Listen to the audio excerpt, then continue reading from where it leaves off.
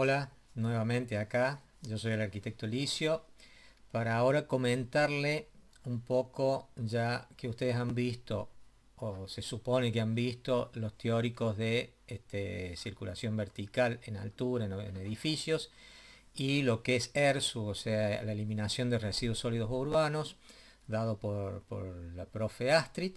Bueno, ahora vamos a entrar en lo que en la práctica que se va a hacer en taller, que es ni más ni menos que el dimensionado y cálculo de estos espacios para ascensores que necesitamos saber.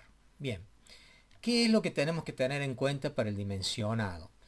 Acá le apunto que deben ir a la página 19 a 26 del apunte de transporte vertical, y ahí tendrán todos los datos que yo les voy a ir pasando en este momento. O sea, tener en cuenta que hay que calcular la población que se va a mover en ese edificio en un momento pico determinado durante 5 minutos, eso es lo que se establece por norma. Calcular el tiempo estimado de viaje ida y vuelta, el TB. Calcular la cantidad de ascensores C y pasajeros por cabina N.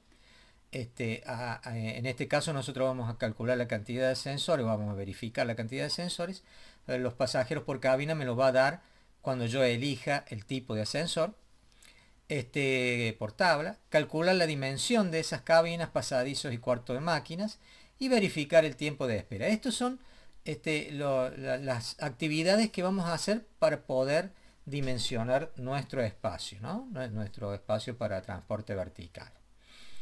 Supongamos nosotros que tenemos este edificio, que ustedes lo tienen en el cuaderno de práctica, y que hemos proyectado, estamos proyectando un edificio como este, y bueno, queremos ver si el proyecto de transporte vertical está bien, lo que estamos haciendo, ¿no? Entonces, no solamente de transporte vertical, sino también si no nos hemos olvidado de lo que es residuo sólido urbano. Vamos a ampliar esta parte donde está todos estos espacios de servicios, y vemos que ahí está el depósito de basura, que está indicado ahí. Hay un pleno técnico del otro lado y tenemos dos ascensores con sus dimensiones. Bueno, vamos ahora a ver si estas dimensiones están correctas o no. ¿Qué tenemos? Ustedes tienen unas hojitas vacías que las tienen que llenar de acuerdo a datos que nosotros le estamos dando o sus profes le van a dar. En este caso, yo voy a ir poniendo los datos que yo conozco de este proyecto. Por ejemplo, superficie por piso, yo tengo 245 metros cuadrados. ¿De cuántas plantas es el edificio? Tiene planta baja y 13 pisos superiores. La densidad de población D la voy a sacar del cuadro de relación de superficies que está dentro del código de edificación, y también lo tienen ahí en el apunte, y que me dice este edificio, que es para vivienda permanente, o sea, edificios de departamento, que la relación es 12 metros cuadrados por persona. De ahí yo saco la población, ¿no? Entonces pongo 12 metros cuadrados por persona. Ya vamos a hacer el cálculo. El recorrido vertical lo voy a sacar de mi plano en corte, mido, y me da que voy a recorrer verticalmente 35 metros con 50 centímetros. Ese es mi recorrido vertical. ¿Cuántas personas pico van a viajar en esos 5 minutos trágicos? Lo sacamos de la tabla 1 del apunte. Y como estamos trabajando para vivienda, bueno, elegimos vivienda, que me dice del 8 al 10%. Si recuerdan el teórico, o si lo tienen ahí a mano al apunte, van a ver que el código de edificación dice el 5% del porcentaje de tráfico. Nosotros nos vamos a manejar por la tabla número 1. Va a ser un poco mayor en este caso. Pero ojo que en alguna pregunta nosotros podemos poner qué dice el código de edificación y no qué dice la tabla 1, ¿no es cierto? O sea, son distintos porcentajes. O sea, el código de edificación dice expresamente el 5% para edificios de departamento y el 7% para edificios de oficinas. Y acá es un poco más rígida la situación, o sea, se va entre el 8 y el 10% para viviendas en este caso. Entonces nosotros vamos a poner el peor de los casos para edificio de vivienda, que sería el 10%. O sea, nos vamos a manejar con un 10% de la población.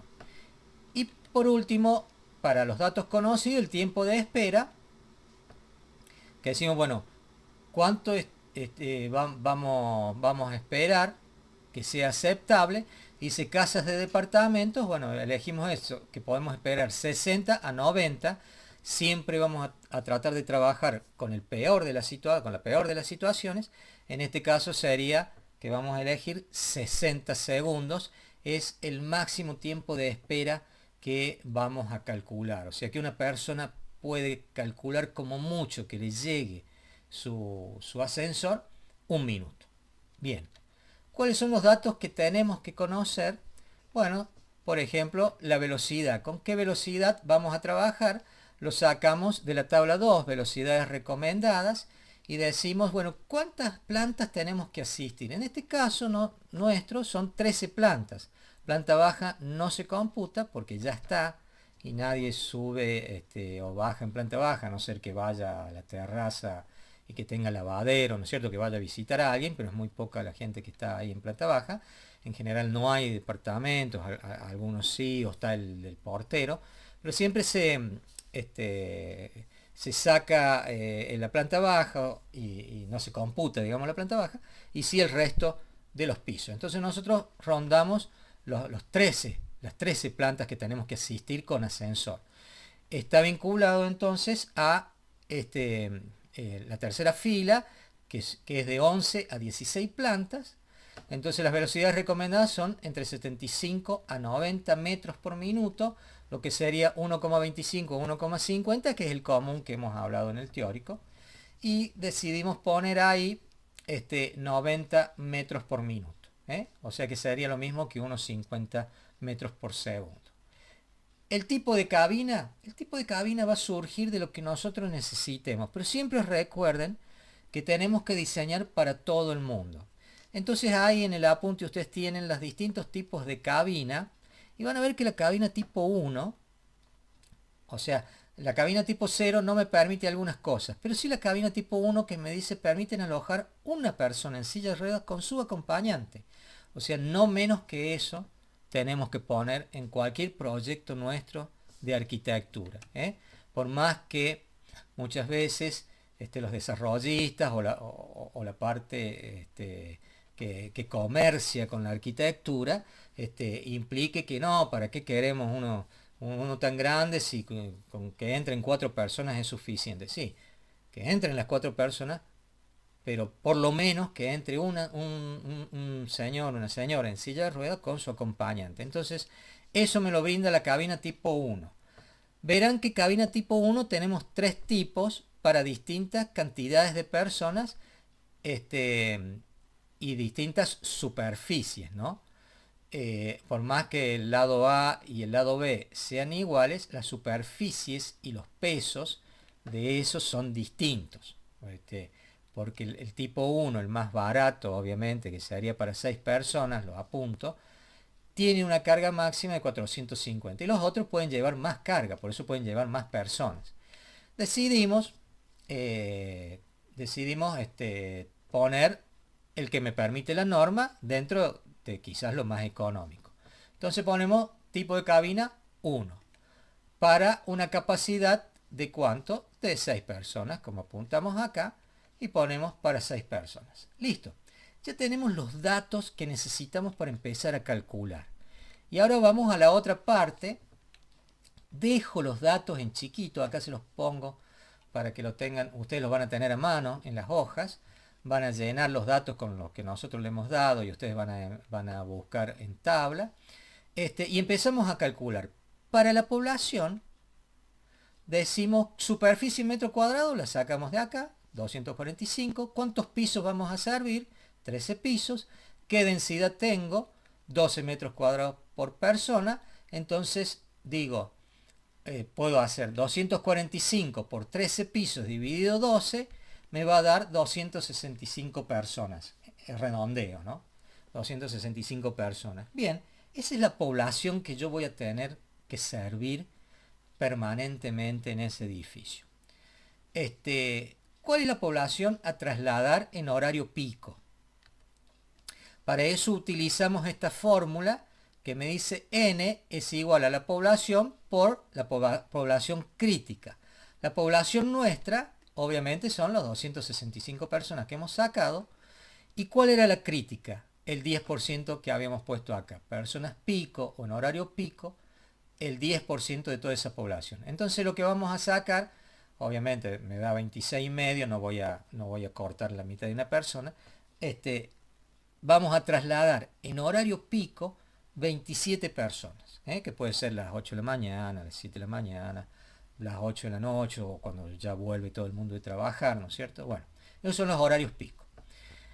El tiempo mínimo total de viaje lo vamos a hacer con otra fórmula, que me dice que el tiempo de viaje es 2 veces el recorrido por 1,8. ¿Qué es este 1,8? Este 1,8 implica que nosotros, aparte del viaje, o sea, del tiempo que tardamos en viajar, también demoramos en entrar, en bajar del ascensor o subir al ascensor. Entonces se supone que nosotros tardamos un 80% más, utilizamos un 80% más del tiempo que tardamos en viajar. Por eso es el 1,8. Es 80% más a ese tiempo. Y dividido la velocidad en metros segundo, en metros por segundo. Entonces los colocamos. 71 metros es el doble de 35,5 que lo habíamos sacado en principio el recorrido vertical en el corte del edificio. Entonces tenemos que entre ida y vuelta 71 metros. El coeficiente de paradas es el 80%, entonces lo vamos a multiplicar por 1,8 y lo vamos a dividir en 1,5. ¿Por qué 1,5? Recuerden que acá teníamos 90 metros minuto. Este 90 metros minuto, como me lo pide en segundos, lo tengo que llevar a segundos. También podría haber puesto directamente acá 1,5 metros por segundo. Bueno, como está en la tabla, puedo elegir cualquiera de las dos opciones. Entonces le pongo 1,5 metros por segundo, que es la velocidad. Hago la operación, la ejecuto, y me da que yo tengo un tiempo mínimo total del viaje, un TB de 85 segundos. Bien, ¿cuántos ascensores voy a tener que usar para esta población, no? Entonces empiezo a poner los datos que ya conozco y voy a usar otra fórmula, que es esta. La C es cantidad de ascensores, va a ser igual al tiempo de viaje que yo obtuve por N, que es la población a trasladar, o sea, en horario pico, dividido 300, que es la conversión a segundos, por la cantidad de personas. Y voy poniendo cada uno. 85 segundos, que lo saqué de acá. 27 personas, que lo saqué de acá, son datos que yo ya he calculado. La cantidad de personas es las personas que van por viaje en la cabina, que serían 6 personas. Y los 300, que es la conversión de segundos. ¿De dónde viene eso? Recuerden que la tabla 1 dice porcentaje de tráfico en horario pico en 5 minutos. Esos 5 minutos, como me lo pide en segundos, porque estamos trabajando con segundos, los 5 minutos por 60 son 300 segundos. De ahí viene estos 300 segundos. Esto está claramente explicado en el apunte también. Entonces hago la operación con esta fórmula y me da 2 unidades de ascensores. O sea que voy a necesitar 2 ascensores para esta población en base a la velocidad y al tipo de ascensores que he elegido, la cantidad de personas que van. Todo esto ya me indica que voy a necesitar 2 unidades. Bien, tengo esas 2 unidades y sigo calculando. Ahora voy a verificar el tiempo de espera. Recuerden que mi tiempo de espera era 60 segundos. Bueno, pongo la cantidad en segundos que yo tengo de viaje, que son 85 segundos, y lo voy a dividir en la cantidad de ascensores que me ha dado el cálculo, que son 2, y me va a dar 42,5 segundos. Eso implica que si yo lo divido, que al dividirlo en 2, verifico o no mi tiempo de espera que me daba la tabla.